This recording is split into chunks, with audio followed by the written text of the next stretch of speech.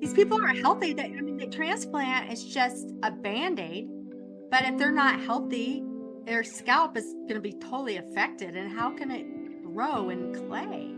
And if you lost hair in the first place and you didn't change why you lost it and you're putting other hair back in there, it's not going to grow either. Right. Right? It's the environment. You have to have that balanced environment in order for things to grow. Welcome to Stronger Bones Lifestyle Podcast. I am Debi Robinson, your host and guide on your Stronger Bones lifestyle journey. My next guest is Julie Olson. She is a triple certified nutritionist and a functional medicine expert. She was named a top 23 expert to watch in the health and wellness space by the Los Angeles Tribune magazine. She is host of the Healthy Body, Healthy Hair, The Truth About Hair Loss Summit, a $50,000 winner of PubCon's book publishing contest, and creator of the HealthyHairFix program, which personalizes hair growth strategies by linking health, lab results, and lifestyle to avoid long-term medications, procedures, and products. Julie's mission is to help women worldwide restore their health, hope, and hair naturally to look and feel their absolute best. Julie, welcome to Stronger Bones Lifestyle Podcast. I am looking so forward to speaking with you today. Oh, I'm so happy to be here, Debbie. Thank you. Okay, so Julie, you specialize in hair loss, and that is a hot topic maybe for all age groups, but the age group that I mostly work with, and I think you work with often, is the 50 plus crowd, especially when hormones start to play a role. So as a hair loss expert, let's discuss the why behind hair loss. Well, it's very similar to the why behind bone loss. There's probably over 50 causes of hair loss and probably bone loss, but I put them into 4 functional categories, which I know is very similar to bone loss. That's inflammatory, digestive, stress-induced, and hormonal. Oh, that's great. Yeah, I think about the 7 root causes of bone loss, and they're just all overlap there. But that's great that you have them in those main categories, because when you know that they're in those groups, then you could start to look at either symptoms and or solutions. So let's start with, what do you see any of them being more prominent than the other? It becomes almost a vicious cycle, a matrix, because if you're stressed out, you're not going to digest and absorb your nutrients. You're going to have bad digestion, right? If you are stressed, you're going to have inflammation, not only in your gut, but inflammation in the hair follicles, it destroys them basically. And so, yeah, and our hormones are created in our gut, and people don't realize that. They think they can just do Band-Aids with what have you, but they are created and are balanced out starting in our gut. Yeah, that is something that we don't realize. So today in preparation, but I was just thinking about our topic, hair loss and bone loss. And I had this thought that we're talking about the word loss, and loss is a symptom of dysfunction, right? So the thing about hair and bone loss is that none of us want to lose our hair. I'm actually a licensed hairdresser, and I remember learning that our hair is 50% of our look. So none of us want to lose our hair. And when you see the hair in the brush or in the shower, it definitely kind of gets you thinking. And when you get a DEXA scan every few years, it makes you think. So the thing is that if we realize that the loss is that there are so many factors that lead to that, and you just gave the great explanation that it's a cycle or a matrix, and it's not isolation. It's not one thing here or one thing there. So let's start to discuss some of the categories. You had 4 different categories. Do you start working at a certain place with someone? Is there a place you start, or is each person different? Each person's different. But going back to what you were just saying, I just want to point out that hair loss can be a gift, or hair thinning, what have you, because it's a red flag. It's a symptom that something is out of balance in your body. And a lot of women, including myself, will not even pay attention to their health until something major, like, they're losing massive amounts of hair, like I was. So it could also be a really good red flag for people to start to figure out, oh, why am I losing my hair? And they're probably going to have bone loss as well. Most women I work with have either come to me already with osteopenia or osteoporosis, because again, it's these same four categories that there's so much overlap. And the problem is with hair loss per se, especially for men, is they like to blame it on genetics. But I want to point out a couple studies of identical twins. One went bald, the other had a full head of hair, and it's the lifestyle, it's their choices. And and then there's the new science of epigenetics. I mean, you can't change your genes, you can't change your hair color, your eye color, and things like that, but you can re-express your metabolic genes. That's big, and that's by lifestyle choices. So again, there's more than just one study of these twins. It's very interesting. And then I could dive into the whole gut health situation. Well, we're going to talk about that in a second, but Julie, if I ask you the question, is hair loss reversible? It depends. It depends. If there's scarring of the hair scalp follicle, then it's nearly impossible to reverse. But if not, then game on. Yep, you can reverse it. Yeah, because what you were speaking about there with the twins, with epigenetics, with lifestyle, that some have hair loss, some don't, and that the lifestyle factors play such a key role in the not. It's the same thing with bone loss. Right. Because these are both metabolic conditions, multifaceted, multifactorial, which is why when you have something, and you made a great comment that it's a gift. And I see that in some ways. What I say to ladies that I work with is, now what when you get a diagnosis? Not fear, not, oh my gosh. And unfortunately, we've been led to believe that osteoporosis is a progressive degenerative disease, like all these other diseases that get worse over time and there's no cure for. But it is not. Osteoporosis is a metabolic disease, which means it's reversible with lifestyle changes. Mm-hmm. And so just like you said, that's a red flag. It's a symptom.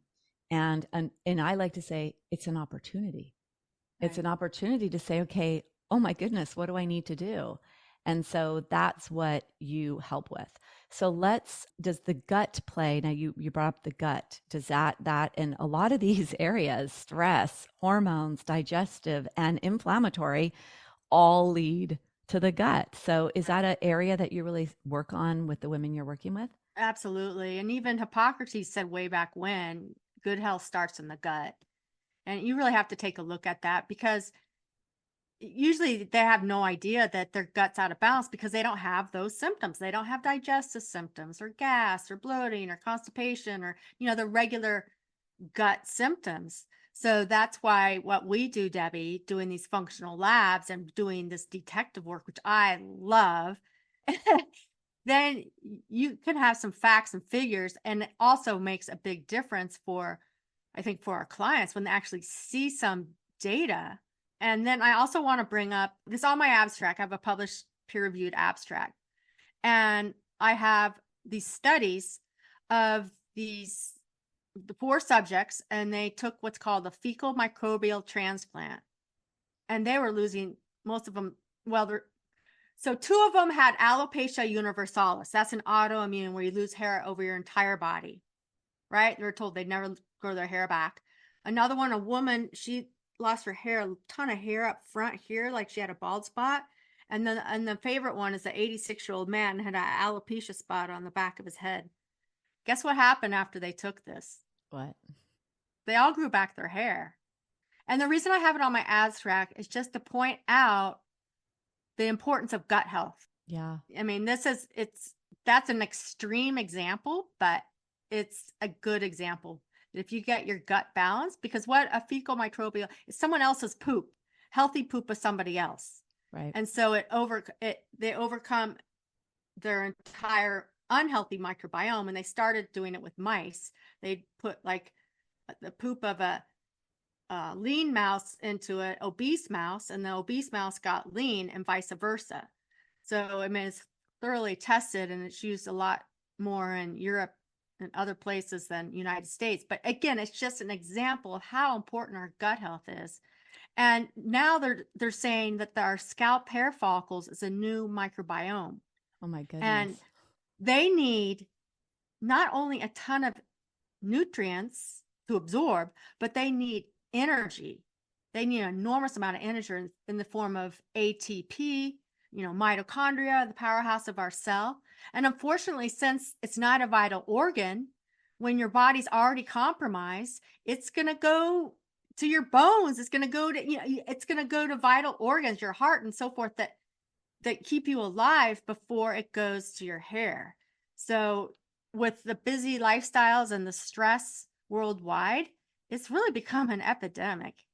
And women are just getting dismissed, as I was, because they can hide it with extensions and hairstyles, and doctors don't know what to do, so they just dismiss them. Yeah, so that fecal transplant, they've even been doing that with kids with autism. And you're right, what it reveals to us is this, that if you change the neighborhood, then you could go to a healthy neighborhood. And so when they introduce healthy species or whatever it is that they're introducing, I don't know what bacteria, certain strains or whatever, but you're creating a healthy environment, and then the host is able to heal. So Julie, you've mentioned a couple of times that your hair loss. Can you just tell us a little bit about your journey and how you overcame whatever you overcame? Oh, yeah, it was years ago when I was making a transition. I was working as a media research analyst at Warner Brothers, and I got this call that my mother had stage 3 breast cancer and was going into emergency surgery the next day. So I ended up, I love my job, but I ended up quitting to move back to my hometown to support her. And I worked in television in Denver, and I got disenchanted and also more interested why she got so sick, and then realized I was putting blinders on my own health. And the biggest sign is my hair started coming out in clumps. And again, I went from practitioner to practitioner, I don't know, I was dismissed. But I found out I was a hot mess, Debi. I mean, I had really bad Epstein-Barr virus, H. pylori. My gut was a mess, especially hypothyroidism. I mean, a lot, anemic. It was just a cascade of things, and stress was one of the triggers, of course. But it's common. 50% of women in their lifetime are going to lose major amount of hair like that, and probably be dismissed and ignored, like I was. That's why I'm on such a mission to help women worldwide, restore their hope, their health.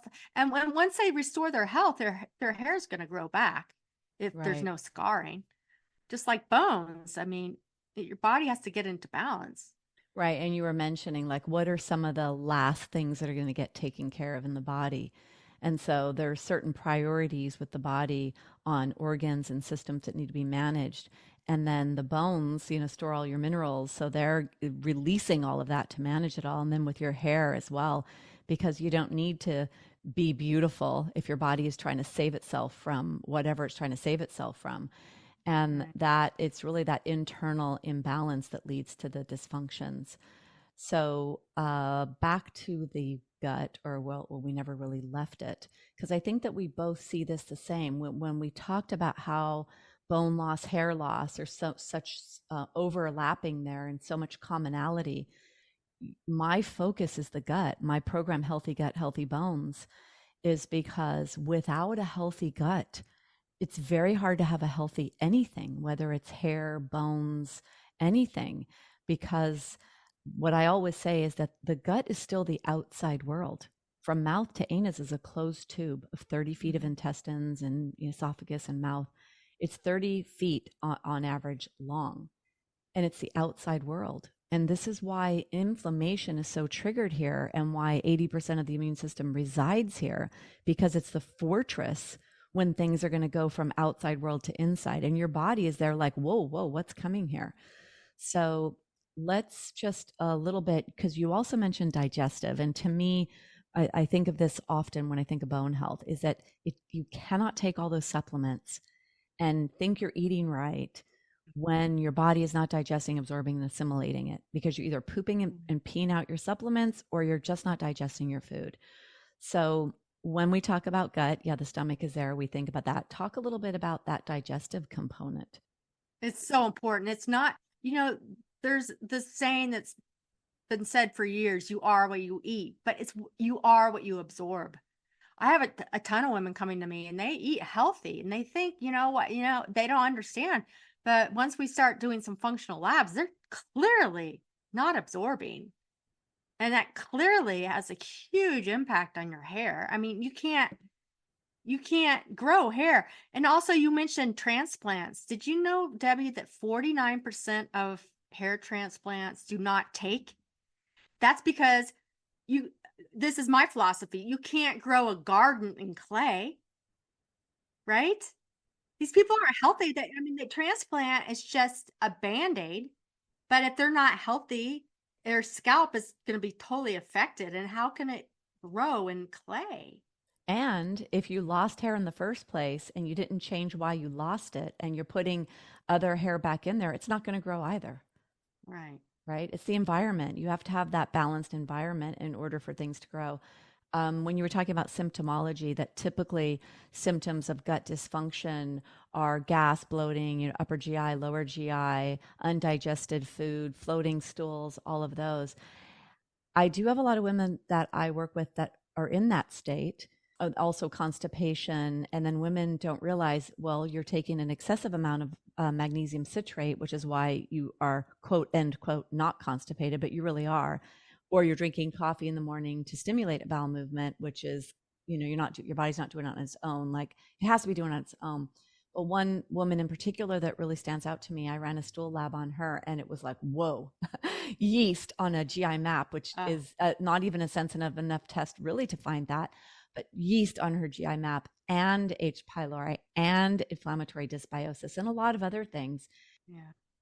But she said to me, but I'm not symptomatic. I don't feel symptomatic. And I said, I would call osteoporosis a pretty big symptom. Yeah.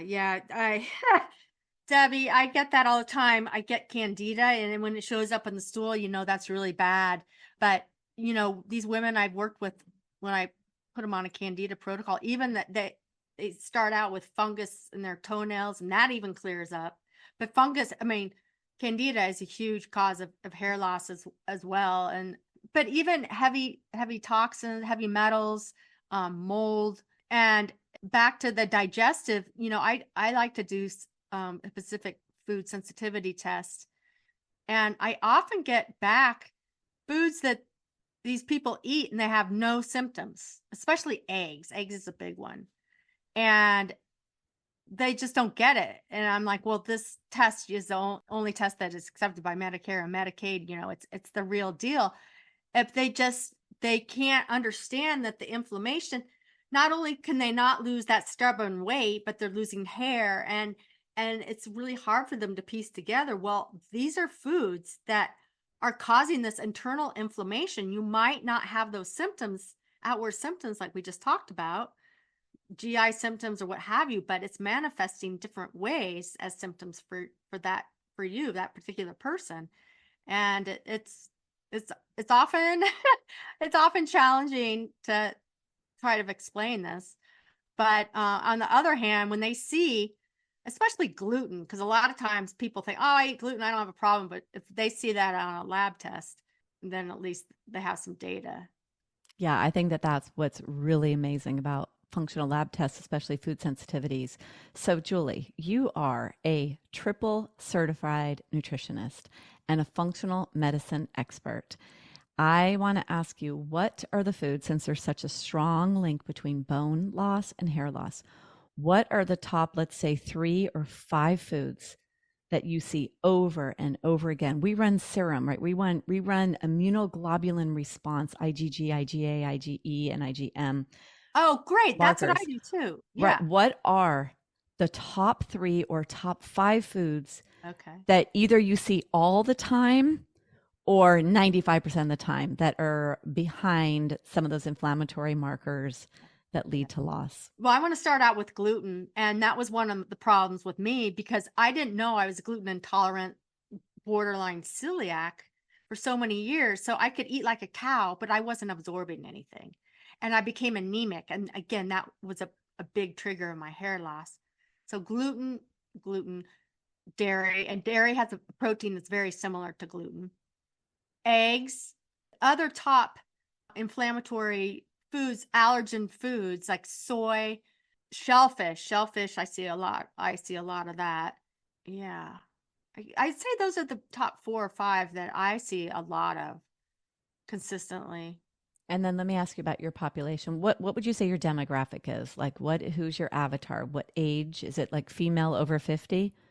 It's female 30 and above. 30 and above. Yeah. So post and premenopause or perimenopausal. Yeah. What do you see? There's two things that I see in my population, and I think it's partly because we grew up in the 80s, the 90s. One thing is not eating enough good fats. So I see that because we did that whole fat free in 1980s and 90s. Yeah. So I see not enough fat, but I also see sugar consumption. So do you see that in your population? Yeah. Again, that's why candida is so prevalent too, because it feeds off of sugar. And then they think if they can eat these artificial sugars, which wreak havoc on your gut, I mean, you might as well just eat a regular sugar that, even something like maple syrup or, fruit than those artificial sugars. Like the erythritol and all the sugar alcohols we're talking about? Oh, the sugar alcohols are just horrible for your health and your gut.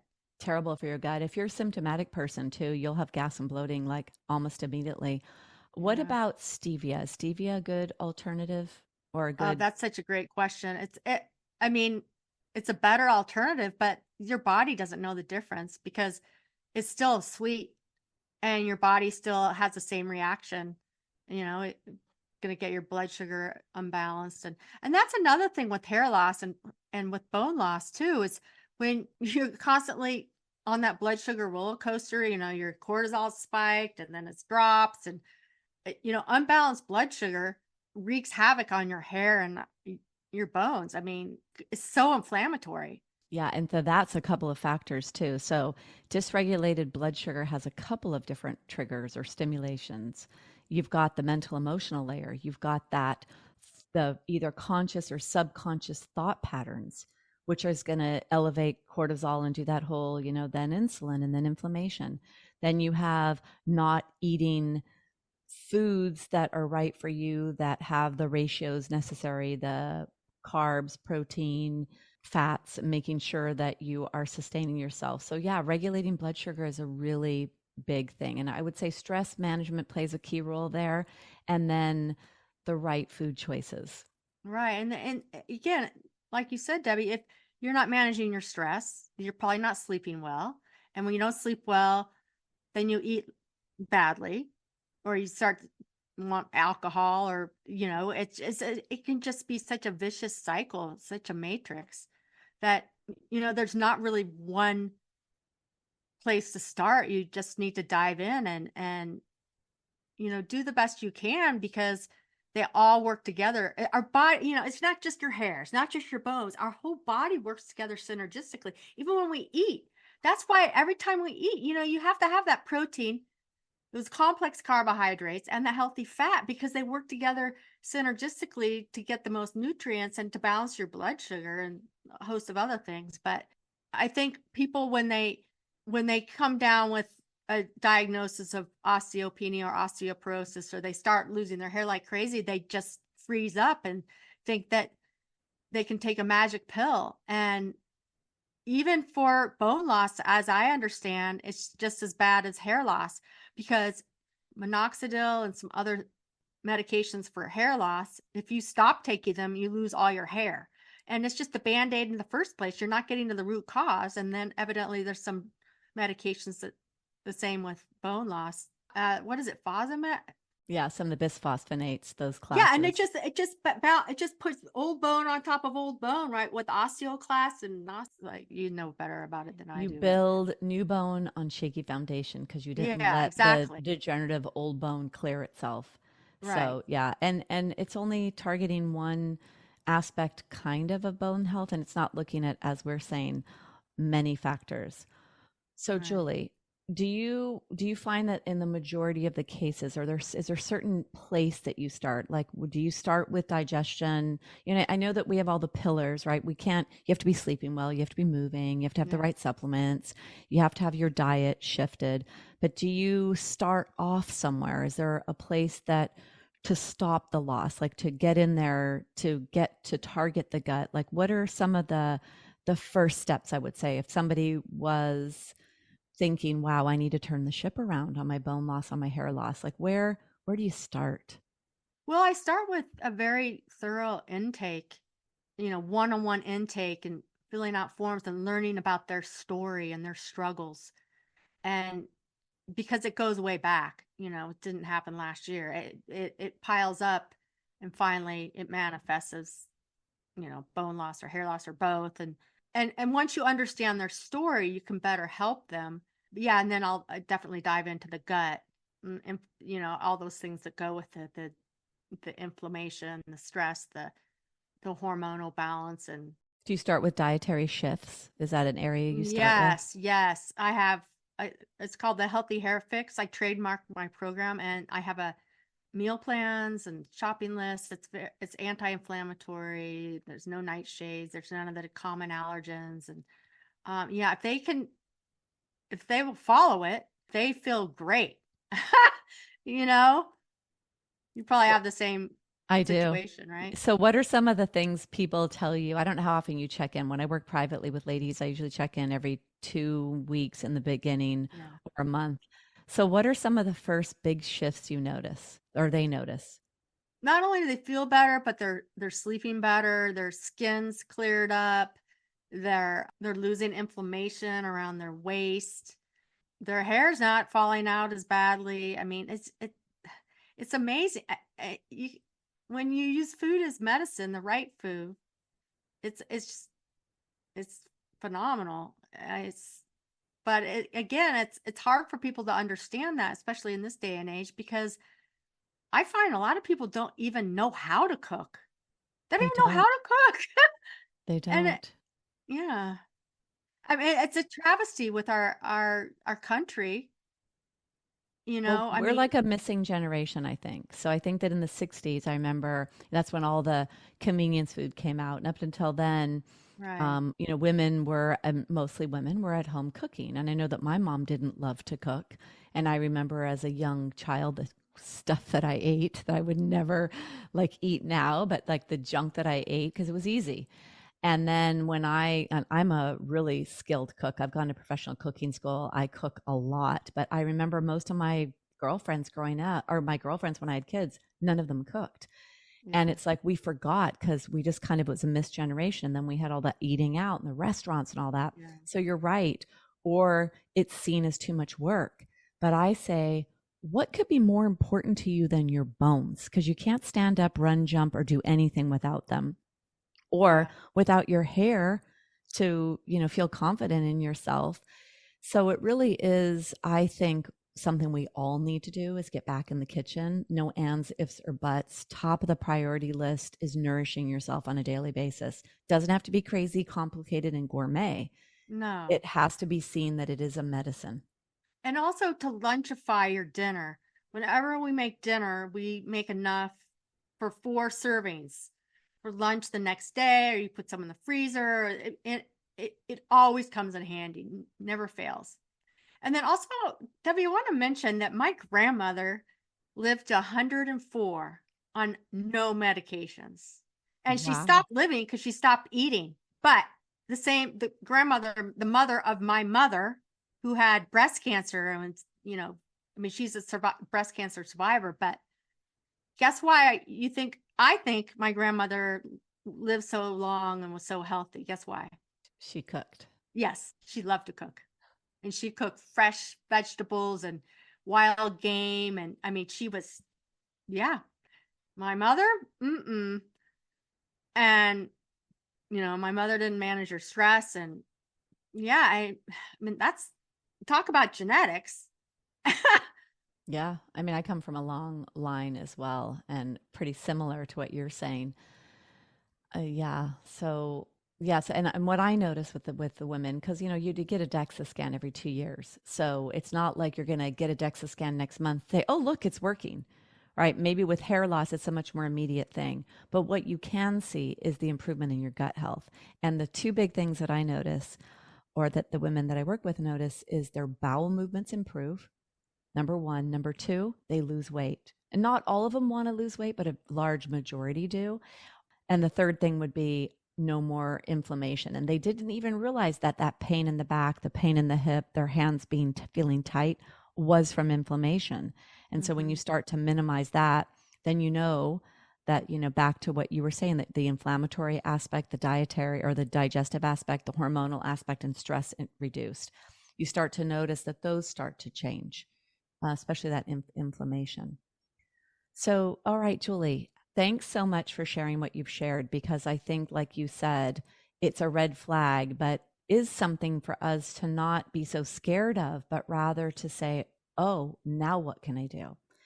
So let the listeners know how they could find you, and then also tell us about the free gift you're offering. Okay. Well, you can find me. You can find my website by going to julieolson.com, and that's Olson, not Ian. And the same, my social media handles are Julie Olson FN for functional nutritionist. And my gift is a roadmap, and it's an initial blueprint per se on what you can do to address your hair loss. It's very resourceful. There's about 30 pages, and there's also some free recipe downloads within it. And there's a quiz. I suggest everyone take the quiz that's in this roadmap to find out what type of functional type of hair loss they have. The quiz will show whether it's digestive, hormonal, inflammatory, or stress induced. Again, like I said, there's so much overlap with bone loss. So I think for anyone struggling with even just bone loss and not hair loss, this would be a helpful roadmap for them. Yeah, that'd be great, because then they could start to realize where they need to focus their efforts and make some shifts. And, what is it? There's 100 ways to skin a pineapple. I think it's a better way than speaking about animals. But yeah, so that'll guide them. Thank you so much. It was so great to have you on, and I am sure that there was a lot of raised awareness. And I think that what I would really like to have women understand from this conversation is that it's multifactorial, the word loss, whenever you're losing something inside your body, that there's many factors behind that, and that lifestyle shifts can improve. You could stop. So for bone loss, you could slow down, stop, and even reverse bone loss, which sounds like it's very similar to the same thing with hair loss. And so it is possible. It is hope, like you said. That's what we want. Yeah. And also don't wait. Don't wait, because you don't want to fall and break your hip, and you don't want to get the scarring of the hair follicles, which is nearly impossible to reverse. So, love yourself and address it, and don't just realize that you can do something about it. Yeah, that's great. So as you were talking about the recipes you were offering in your free guide, which I hope everybody downloads, I was thinking, ooh, you could have something called hairy pasta, hairy veggie burgers, or hairy brownies. I could do And that. You should have and have like some extra, because whenever I cook and create recipes, I'm always looking for the major bone building nutrients. I want them to be loaded with those bone building nutrients, or loaded with the nutrients that bring in the balance necessary for optimal health. So I was thinking of your stuff. It should be called the hairy something or other. And you're like the hairy burger, the hairy steak, whatever it is you have in there, the hairy salmon, the hairy pasta. All right. Well, fun. I should rename them. Yeah. All right, Julie, thank you so much for talking to us today. And hopefully I can have you back on to talk about some other great nutrition topics. Oh, I would love that. It's nice to be here, Debbie. Thank you. Thank you so much for listening to Stronger Bones Lifestyle Podcast. Bone loss is not an inevitable part of aging. We don't have to just wait for it to happen. There is so much that you can do, and that is what you will learn each week on the show. Go to my website, DebiRobinson.com, if you want more information about what was shared in today's episode. At the bottom of this episode in the show notes, there will be links to whatever was shared. Please subscribe to this podcast, share this podcast with your friends, your family, or any women that you think may be interested or benefit from the information we're sharing. Please rate the podcast. And if you have any questions you'd like asked or answered, I would love to hear from you. Let's do this, ladies.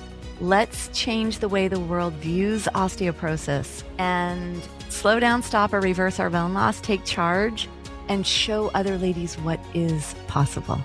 Thank you so much for joining me.